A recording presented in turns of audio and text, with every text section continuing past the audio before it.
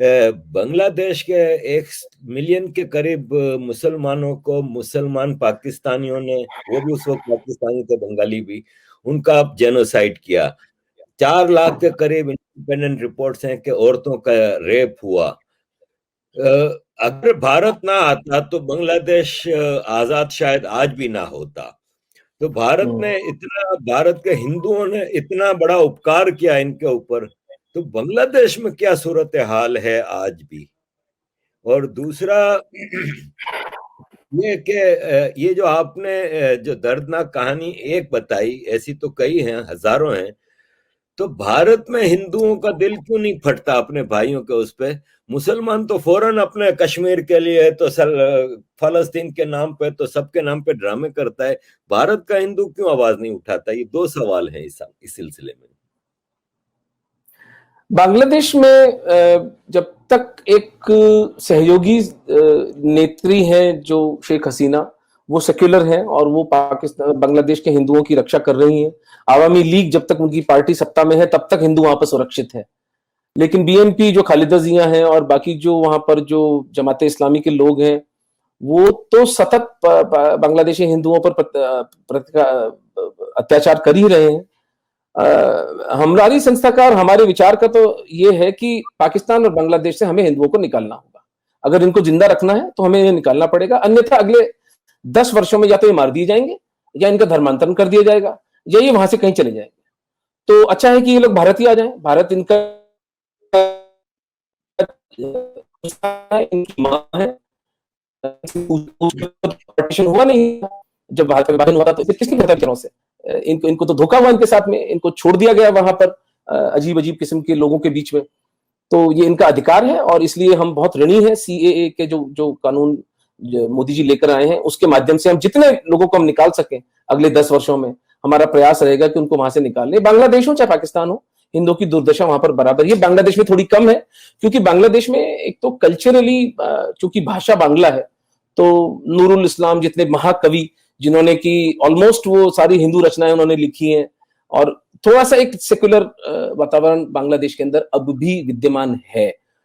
यद्यपि वहां का भी वो जो घेटोइजेशन और जो जो अलकायदा का वो सारा वो पहुंच रहा है जो लिटरेचर, लेकिन वहां अभी भी हिंदू इतनी बुरी स्थिति में नहीं जितना कि पाकिस्तान के अंदर। आपका दूसरा प्रश्न था भारत का हिंदू क्यों आवाज नहीं उठाता अपने भारत के हिंदू के साथ वामपंथ में एक बहुत गहरी चाल चली है और वो पीछे के दरवाजे से आ गया, और वो कांग्रेस की कमीनगी बिल्कुल स्पष्ट रूप से दिखाई देती है इसके अंदर कि जब भारत का विभाजन धर्म के आधार पर हुआ था तो कोई कारण नहीं है कि हिंदुओं को वहां छोड़ा जाए, और कोई कारण नहीं है कि मुसलमानों को इस देश में रखा जाए। और इस देश में हमारे एक ही नेता हुए बाबा साहब अंबेडकर, जिन्होंने खुलकर ये बात बोली कि भाई जब धर्म के आधार पर विभाजन कर रहे हो तो टोटल एक्सचेंज ऑफ पॉपुलेशन होना चाहिए। लेकिन नेहरू और गांधी ने उनकी एक नहीं सुनी। उसका परिणाम यह है कि आज मुसलमान यहां दुखी है और जो हिंदू पाकिस्तान में फंस गया है वो वहां दुखी है। तो ये छल और ये धोखा हुआ है बेचारे हिंदुओं के साथ में, उनको वहां पर छोड़ा गया है। और हमारी जो एजुकेशन है, हमारी जो शिक्षा व्यवस्था है, वो भी पूरी वामपंथियों के हाथ में चली गई। हमारे 5 जो शुरू के एजुकेशन मिनिस्टर्स थे वो मुसलमान थे।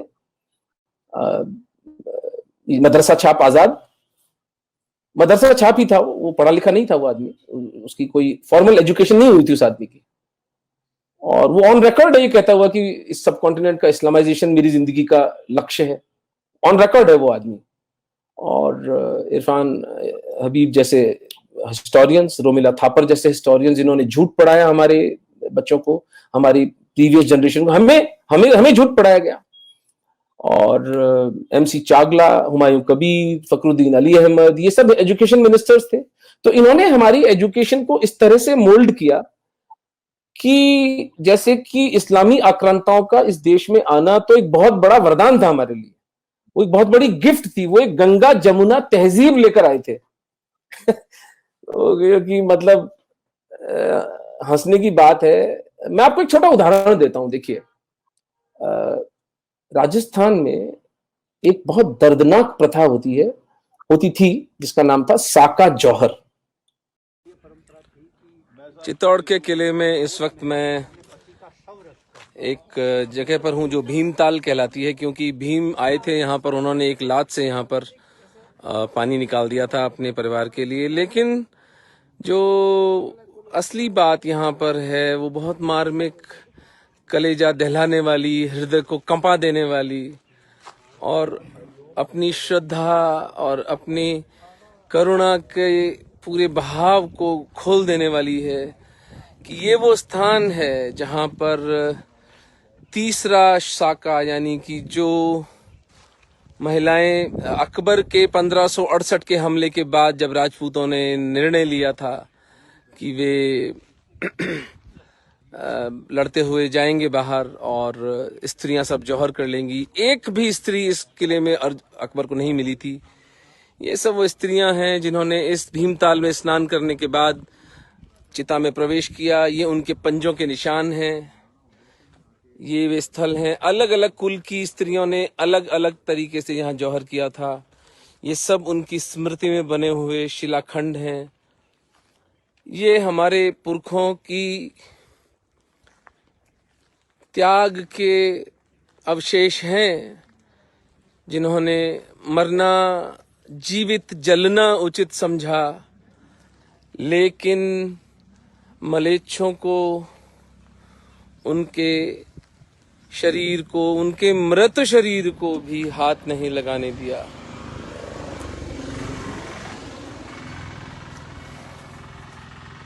ये वो अमर बलिदान है हमारे पूर्वजों का, जिसके चलते आज हम स्वतंत्र भारत में सनातन धर्म का पालन करते हुए सांस ले पा रहे हैं।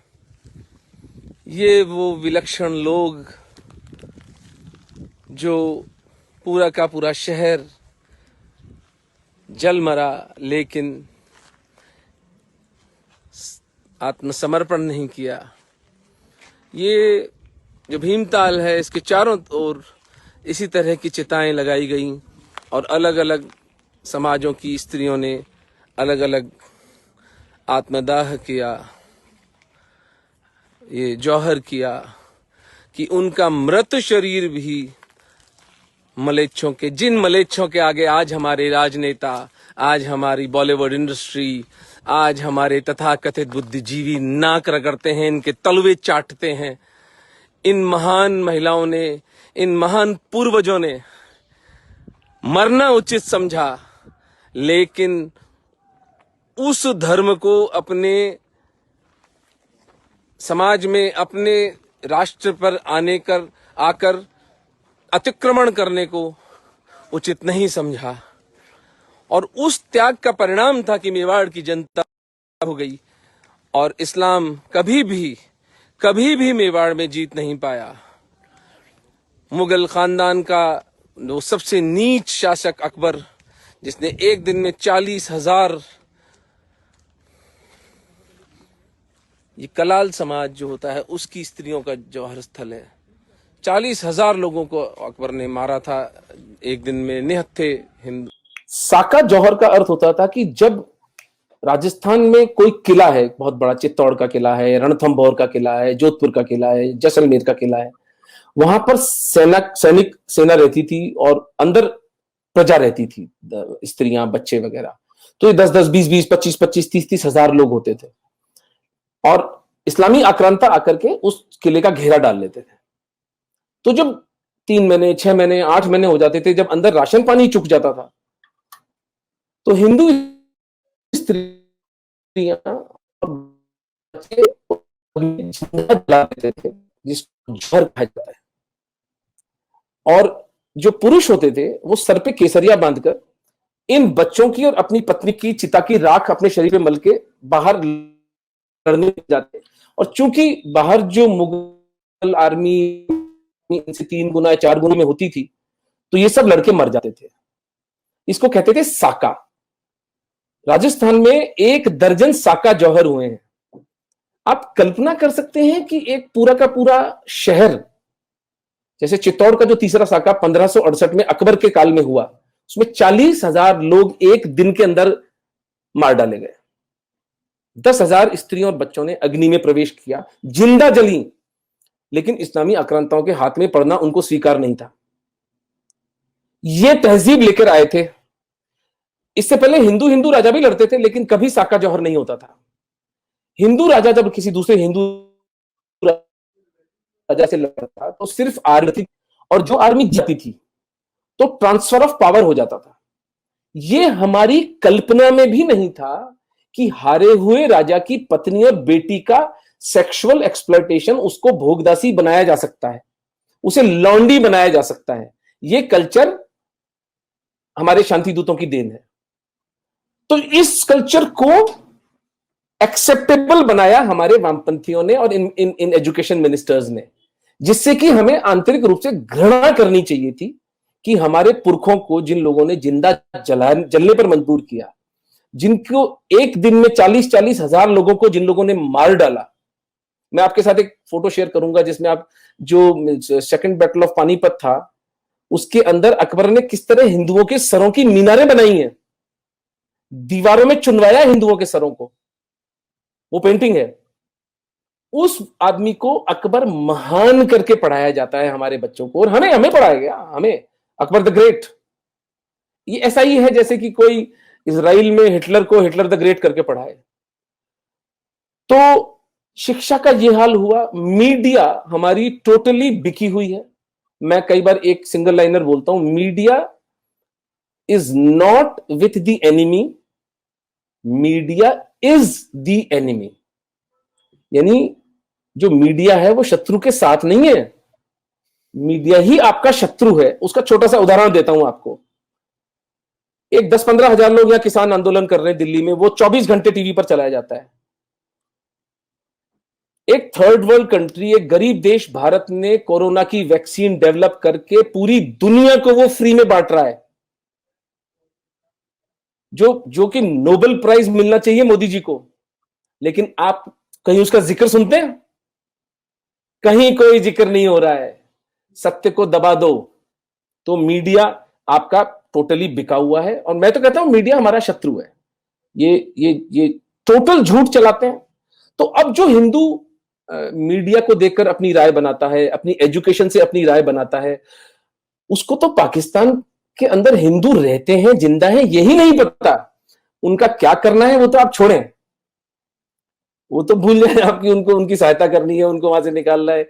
ये शत्रु बोध ही हिंदुओं का खत्म हो गया कि हमारे हिंदू धर्म के शत्रु भी हैं। और उससे बड़ा क्या काम हो सकता है? ऐसा जैसे कि कोरोना वायरस को कहते हैं कि कोरोना वायरस के साथ को एग्जिस्ट कर लो, सब ठीक हो जाएगा। भाई कोरोना वायरस, या तो आप जिंदा रहेंगे या कोरोना वायरस जिंदा रहेगा, आप दोनों जिंदा नहीं रह सकते। तो आपके प्रश्न का उत्तर यह है आरिफ भाई कि हिंदुओं का शत्रु बोध, जो एनिमी कॉन्शियसनेस होती है, वो सिस्टमेटिकली खत्म की गई। और ये एम्प्टी झूठे स्लोगन्स, वसुधैव कुटुंबकम, यानी वसुधैव कुटुंबकम संस्कृत में हम कहते हैं कि सारी दुनिया मेरी फैमिली है। अरे यार, तू सगे भाई पे तो 6 इंच की जमीन के लिए कोर्ट केस करता है, और तेरे को जब इस्लामिक थ्रेट दिखती है तो तू कहता है वसुधैव कुटुंबकम। छोटी प्यारी बहन है, बेटी जैसी बहन, उसके भी प्रॉपर्टी के लिए तू पुलिस केस करता है। अपने पड़ोसी का तुमको नाम नहीं पता और तुम कहते हो वसुधैव कुटुंबकम। तो झूठ, एक सूडो मोरालिटी और एक सूडो सेंस ऑफ ग्रैंडियर कि देखो मैं कितना लिबरल हूं। अरे भाई, तुम्हारे लिबरलिज्म की कीमत बॉर्डर पे खड़ा जवान चुका रहा है। तुम्हारे लिबरलिज्म की कीमत सिंध में 7 साल की हिंदू बच्ची चुका रही है, बेइज्जत और इज्जत लुटवाकर। आपका लिबरलिज्म इतना सस्ता नहीं है। तो कम से कम इतनी ईमानदारी तो रखो कि आप अगर लिबरल होना चाहते हो तो आप उसका मूल्य भी चुकाओ। नहीं, मूल्य तो वो बॉर्डर पे बंदा चुकाएगा, लेकिन हम तमगा लेंगे, यहां पे सर पे पहनेंगे, हम कितने लिबरल हैं। तो ये बीमारी है आरिफ भाई। सॉरी, आपको तो उत्तर मेरा लंबा हो गया।